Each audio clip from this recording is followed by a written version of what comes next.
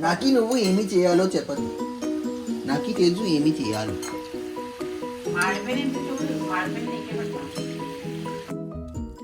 Hi, hello, నమస్తే.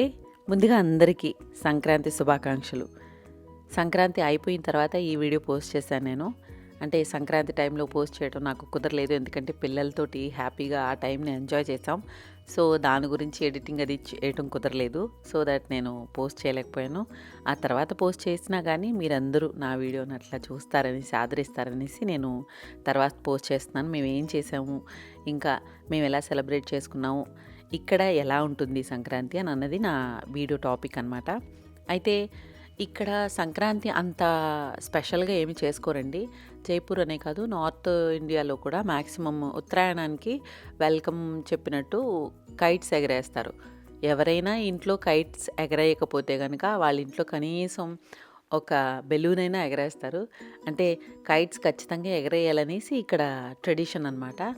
దానికి తోడు నువ్వులతో చేసిన తీపి పదార్థాలన్నీ తింటారనమాట. నువ్వులుండలు, నువ్వులు తిల్పట్టి అంటారు, అట్లాంటివన్నీ తింటారు. ఒకళ్ళకొకళ్ళు ఎక్స్చేంజ్ చేసుకుంటారు. అంటే తాంబూలంగా కూడా ఇస్తారనమాట నువ్వులు ఉండలు అనమాట. అండ్ ఇంకా స్పెషల్గా ఏంటంటే ఆ రోజు ఇంట్లో మగవాళ్ళ దగ్గర నుంచి పిల్లల దగ్గర నుంచి అందరూ కూడా కైట్స్ ఎగరేస్తారు. మేడపైనే ఉంటారు, అంతా ఫుల్ లౌడ్ మ్యూజిక్ పెట్టుకుని చక్కగా సరదాగా పూటంతా ఎంజాయ్ చేస్తారు.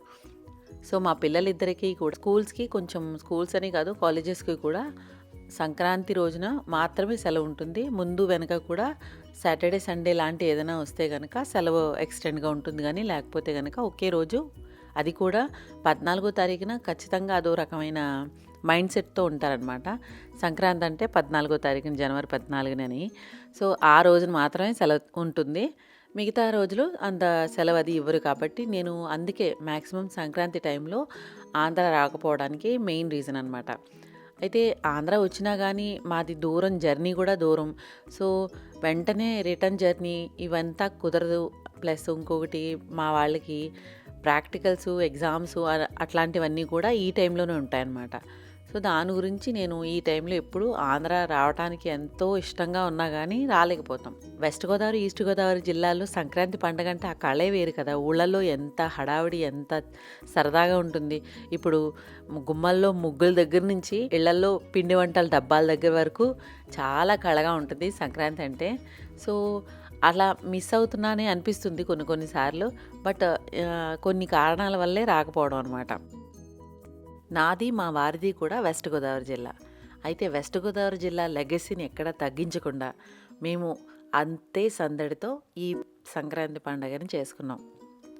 నేను ముందు వీడియోలో చెప్పినట్టు డీప్ క్లీనింగ్ అయితే కనుక పెద్దగా ఏం చేయను. సో ఎందుకంటే దీపావళి టైంకి ఇక్కడ వాళ్ళతో పాటు సమానంగా, అంటే ఎక్కడుంటే అక్కడే అన్నట్టుగా ఇక్కడ వాళ్ళు ఎలా చేసుకుంటారో అలా దీపావళి సెలబ్రేట్ చేసుకోవడం. ఒక రీజన్ ఏంటంటే సంక్రాంతికి అంత హడావిడి లేకపోవడానికి కారణం కూడా మన తెలుగు వాళ్ళు ఉన్నా కానీ దూరంగా ఉన్నారనమాట. సో మాకులాగా ఇక్కడ సెటిల్ అయిన వాళ్ళు, లేకపోతే ఇక్కడికి ఉద్యోగరీత్యా వచ్చిన వాళ్ళు చాలామంది ఉన్నారు తెలుగు వాళ్ళు ఉండడానికి. బట్ అందరం కలవటానికి కొంచెం కుదరదు, ఒక్కొక్కళ్ళు ఒక్కొక్క చోట అన్నట్టు ఉన్నారనమాట. నచ్చిన స్పెషల్ పిండి వంటలు, నచ్చిన స్పెషల్ భోజనం, సరదాగా కొద్దిసేపు టైం స్పెండ్ చేసాం. చలిని కాచుకున్నాం భోగి మంటతో. అలా గడిచింది మా భోగి పండగ. అయితే సాయంత్రానికి గుంటూరు కారం మూవీకి వెళ్ళాం. 16వ తారీఖున మా పాపకి ప్రాక్టికల్ ఉండడం వలన 15వ తారీఖు పండగ అయినా సరే ఇంట్లోనే ఉన్నాం.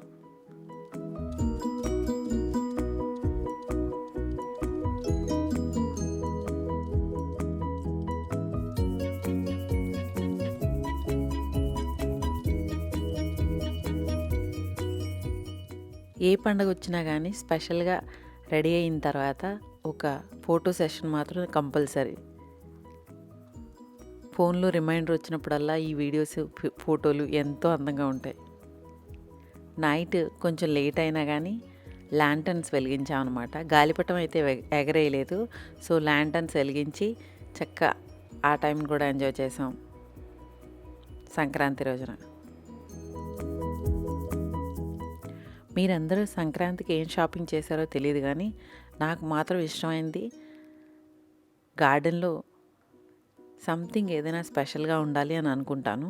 అయితే ఈసారి ఒక ఏరియాలో మొత్తం మట్టి కుండీలన్నీ పాడైపోవడం వలన అక్కడ కుండీలు అరేంజ్ చేద్దాం అన్నట్టుగా అనుకోకుండా బయటికి వెళ్ళినప్పుడు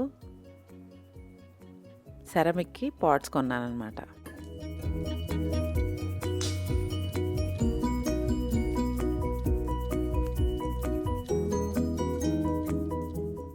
ఈ కోలియస్ కుండీ చూడండి, ఇది నేను కొన్నది, నర్సరీలో కొన్నది 40 రూపీస్కి. దాని నుంచే కొమ్మలు కట్ చేసి పెట్టాను కటింగ్స్. ఇది ఎంత బాగా ఎదిగిపోయిందో చూడండి. అనుకోకుండా పట్టుకున్నప్పుడు ఇది కూడా ఇరిగిపోయింది. దీన్ని కూడా తీసి మళ్ళీ ఇంకో కుండీలో పెట్టేయచ్చు నేను. అసలు బటర్ఫ్లై లాగా ఎంత బాగుందో కుండీ అంతా విడిచి, చాలా అందంగా ఉంది కోలియస్. ఇట్లాంటి కలర్ దొరికినప్పుడు మీరు ఎవరి దగ్గరైనా కటింగ్ తీసుకొచ్చి మీరు ఈజీగా పెట్టుకోవచ్చు. ఇక్కడున్న కుండీలన్నీ కూడా నేను కటింగ్స్ పెట్టినవే. సో అయితే నేను పింగాణి సెరామిక్ కుండీలు కొన్నాను కదా, పింగాణి కుండీలు. ఆ కుండీల్లో పెట్టడానికి ఈ కటింగ్స్ మొక్కలన్నీ తీసి పెట్టి ఉంచాను. అయితే 2 మొక్కలు మాత్రం నేను కొన్నవి ఉన్నాయి. అయితే చాలా రోజులైంది కొని, అలాగే పెట్టేశాను చలికాలం కదా అనేసి. సో ఇవి 2 కూడా, ఒకటి షెఫ్రెల్లా, ఒకటి సాంగ్ ఆఫ్ ఇండియా. అండ్ ఈ మనీ ప్లాంట్ కటింగ్స్ నేను పెట్టాను అది. అండ్ ఇంకా ఇట్లాంటి కటింగ్స్ అన్నీ కూడా నేను పెట్టినవే అన్నమాట. ఇవన్నీ కూడా సెరామిక్ కుండీల్లో షిఫ్ట్ చేద్దాం అనేసి నేను ఈరోజు అనుకున్నాను. అయితే సెరామిక్ కుండీలన్నీ కూడా నేను వైట్ కుండీలే తీసుకున్నాను. మధ్యలో కొంచెం చేంజ్గా ఉంటుంది అనేసి డార్క్ గ్రీన్ అన్నమాట, అవి తీసుకున్నాను. యాజ్ యూజువల్ ఎండాకులు, మట్టి, ఇంకా గోట్ డంక్. ఈసారి నేను కౌ డంక్ మానేసి గోట్ డంక్ తీసుకొచ్చాను. ఇది కూడా నర్సరీలో దొరుకుతుంది, మీకు దొరికితే కనుక తెచ్చుకోవచ్చు. ఇది కూడా మాన్యూర్ చాలా బాగుంటుంది, చాలా మంచి పోషకాలు ఉంటాయట. సో నేను ఈసారి ఇది ట్రై చేస్తున్నాను. దీన్ని కూడా మామూలుగా ఇంకా బాగా జల్లించి అమ్ముతారు, నేనైతే డైరెక్ట్గా తీసుకొచ్చేసాను. ఎందుకంటే నేను ఎండాకులు కూడా పూర్తిగా కంపోస్ట్ అవ్వలేదనమాట. సో ఇది అది కలిపేసి, మట్టి కలిపేసి వేసేస్తే కనుక కంపోస్ట్ నిదానంగా అవుతుంది అనేసి నేను ఇలాగే వేసేస్తున్నాను. దీంట్లో కొంచెం ఫంగస్ అది రాకుండా నా దగ్గర ఫంజిసైడ్ లేకపోతే కనుక కొంచెం బూడిద కలుపుతున్నాను. బూడిదని మరీ ఎక్కువగా కలపకూడదు, ఎందుకంటే అది pH లెవెల్ ఎక్కువైపోతే కనుక కొన్ని మొక్కలకి అంత ఇష్టం ఉండదన్నమాట, అంత మంచిది కాదు. కొంచెం తక్కువ వేసుకుంటేనే బెటరు. వీటన్నిటిని బాగా కలిపేసిన తర్వాత మీకు ఇంకా ఇందులో కావాలంటే కనుక DAP కూడా కలుపుకోవచ్చు. నేను ఎందుకంటే గోట్ డంక్ కలిపాను కాబట్టి అది ఆల్రెడీ చాలా ఎక్కువ బాగుంటుంది, ఫెర్టిలైజింగ్గా ఉంటుంది. సో ఇంకేం వేయక్కర్లేకుండా ఉంటుందనేసి నేను ఇలాగా కటింగ్స్ ఆల్రెడీ నేను ఇంట్లో పెట్టినవే కాబట్టి ట్రై చేద్దామనేసి వేస్తున్నాను. దాంతోపాటు ఇంట్లో ఉన్న కొన్ని కుండీలు, రూట్ బౌండ్ అయిపోయిన కుండీలు కూడా తీసుకొచ్చి నేను ఇవన్నీ కూడా వేస్తున్నాను. ఈ రబ్బర్ ప్లాంట్ బాగా రూట్ బౌండ్ అయిపోయిందనమాట. కుండీ మట్టి కుండీలు వేశాను. సో ఇది ఇంట్లో పెట్టుకునేలాగా ఇండోర్ ప్లాంట్, అంటే నేను ఇండోర్లో కూడా కొన్ని మొక్కలు చేంజ్ చేస్తూ ఉంటాను కదా, షఫల్ చేస్తూ ఉంటాను. సో షఫల్ చేయడానికి ఈజీగా ఉంటుందనేసి ఇట్లాంటి నర్సరీ పాట్లోకి నేను దీన్ని పాట్ చేశాను అనమాట.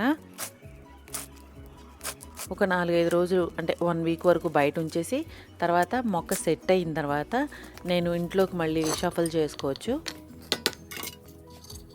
ఈ మనీ ప్లాంట్ కటింగ్స్ కూడా పెట్టాను కదా, ఇవి కూడా చాలా బాగా గ్రోత్ వచ్చినాయి. ఇక ఫిబ్రవరి వచ్చిన తర్వాత చాలా బాగా గ్రోత్ ఉంటాయి అన్నమాట. ఇప్పుడు మొక్కలన్నీ కూడా సీజన్ వస్తుందన్నమాట. సో ఇవన్నీ కూడా మనం నీట్గా చక్కగా ఒక్కొక్కటి నాకున్నది ఎక్కువ క్వాంటిటీ కాబట్టి నిదానంగా కొంచెం కొంచెంగా మళ్ళీ వీటన్నిటికీ ప్లాంటర్ చేంజ్ చేసేవి, షఫల్ చేసేవి, ఇవన్నీ కూడా నేను నిదానంగా ఒకటి తర్వాత ఒకటి చేసుకుంటూ వెళ్తున్నాను.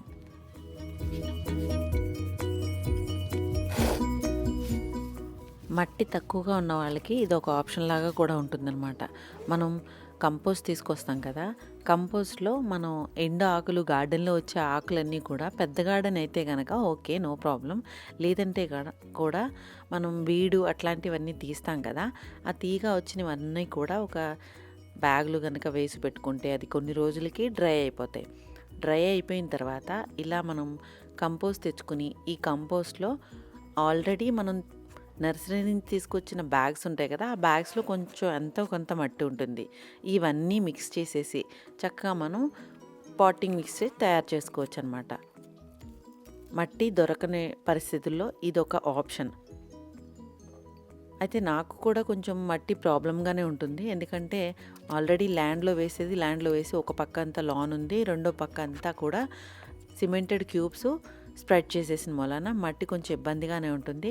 సో నేనేం చేస్తానంటే నర్సరీ బ్యాగ్స్ నుంచి తీసుకొచ్చిన నర్సరీ బ్యాగ్స్ ఉంటాయి కదా, అదే ప్లాంట్స్, ఆ ప్లాంట్స్లో వచ్చిన మట్టిని అది ఎలాగా సాయిల్ అంత బాగోదు, ఎన్రిచ్డ్గా ఉండదు. సో దాంట్లో కనుక మనం ఇలా కంపోస్ట్ మిక్స్చరు, ఇంకా ఈ లీఫ్ కంపోస్టు, లీఫ్ మోల్డు, ఇట్లా ఇవన్నీ కలిపిన తర్వాత 1కి 2 డబల్ అవుతుందన్నమాట. సో దాన్ని మనం పాటింగ్ మిక్స్లా తయారు చేసుకోవచ్చు. అందులోనూ ఇట్లాంటి ఎండాకులు అవిని కూడా ఇంకా పూర్తిగా కంపోస్ట్ అవ్వకుండానే మనం డైరెక్ట్గా కూడా ఇలా పాట్ చేసేసుకుంటే కనుక, ప్లాంట్ చేసేసుకుంటే కనుక పెద్ద ప్రాబ్లం ఏముండదు. దాంట్లో కొంచెం మనము ఫంగస్ రాకుండా ఫంజిసైడ్ కలుపుకుంటే సరిపోతుంది. త్రూ అవుట్ ద ఇయర్ ఎప్పుడు కుదిరితే అప్పుడు మనం కట్టింగ్స్ పెట్టుకుంటూ ఉండాలి.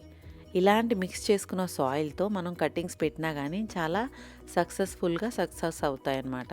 సో మనం కట్టింగ్స్ పెట్టుకున్నప్పుడు ఈ సాయిల్ మిక్స్చర్ వల్ల దానికి ఎక్కువ సపోర్ట్ వస్తుంది. సో మీరు కలిపేసి పెట్టుకుని ఒక బ్యాగ్లో ఎత్తి పెట్టుకున్నా సరే ఇది పూర్తిగా కంపోస్ట్ మిక్స్చర్ అయిపోయి మీకు సాయిల్ మంచి ఎన్రిచ్డ్ సాయిల్గా తయారవుతుంది. సో నేను ఇలాగా చేసేసిన మిక్స్చర్ని కూడా బ్యాగ్లో పెట్టుకుని ఉంచుకోవడం అలవాటు అనమాట. కట్టింగ్స్ పెట్టినప్పుడు మనం డైరెక్ట్గా నర్సరీ పాట్స్ ఉంటాయి చూడండి, మనం తెచ్చుకుని పక్కన పెట్టేసుకుంటాం. మనకి నచ్చిన పాట్లో మనం ప్లాంట్ చేసేసుకున్న తర్వాత ఆ పాట్ ఉండిపోతుంది కదా, అవన్నీ కలిపి పక్కన పెట్టుకుంటాం.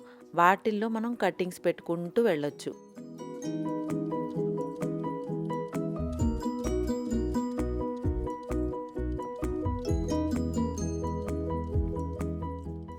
ఈ గార్డెన్ అంతా కూడా నేను ఇటు సైడ్ లాన్ గార్డెన్ అంతా కూడా బాటిల్స్ పెట్టిన చోట ఆస్పారగస్ క్రీపర్ ఉండేది.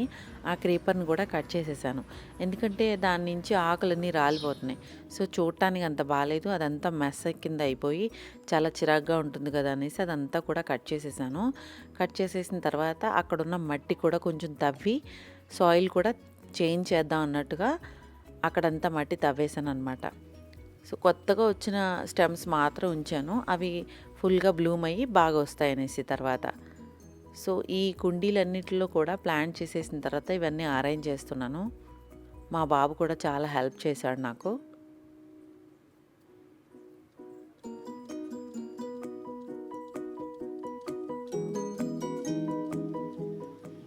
నెక్స్ట్ ఈ 2 పాట్స్ హ్యాంగింగ్ పాట్స్ అనమాట.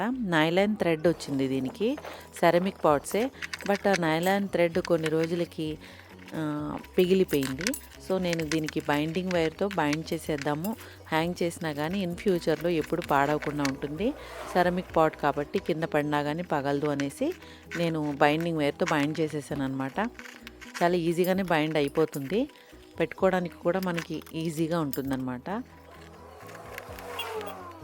ఇన్ కేసు అది ఒకవేళ ఎండలో వానలో ఉండిపోయినా కానీ పిగిలిపోయే ఛాన్స్ ఉండదు బైండింగ్ వైర్ అయితే.